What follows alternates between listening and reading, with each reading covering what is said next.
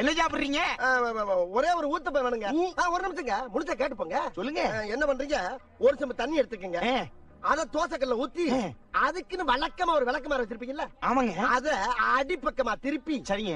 வரட்டுன்னு ஒரு 4 இழுப்பு இழுத்து சரிங்க. நல்லா கழுவி விட்டுருங்க. சரிங்க. ஒரு கிண்ணம் நிறைய மாவு எடுத்து பெரிய ரவுண்டாவும் இல்லாம சின்ன ரவுண்டாவும் இல்லாம சரிங்க. பொதுவா ஒரு ரவுண்ட ஊத்தி 4-5 வெங்காயத்தை போட்டு அள்ளி பொடி பொடி பொடியா நறுக்கி அப்படியே மேலாப்ல பரபர தூவி விட்டு சரிங்க.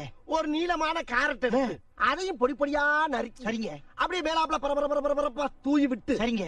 ஒரு 16 கரண்டி நெய் எடுத்து சரிங்க. அதுல 6 கரண்டி நெய்ய உள் சைடு அப்படியே லேசா விளாவி விட்டு சரிங்க. 10 கரண்டி நெய்ய தோசைக்கு வெளி சைடு அப்படியே மேலாப்ல விளாவி விட்டு சரிங்க. இட்லி பொடி இருக்கு பாத்தீங்களா, அத அப்படியே அள்ளி மலை சாரல் மாதிரி அதை மேலாப்ல பரபர அப்படியே பேய விட்டு சரிங்க. பொத்துனாப்ல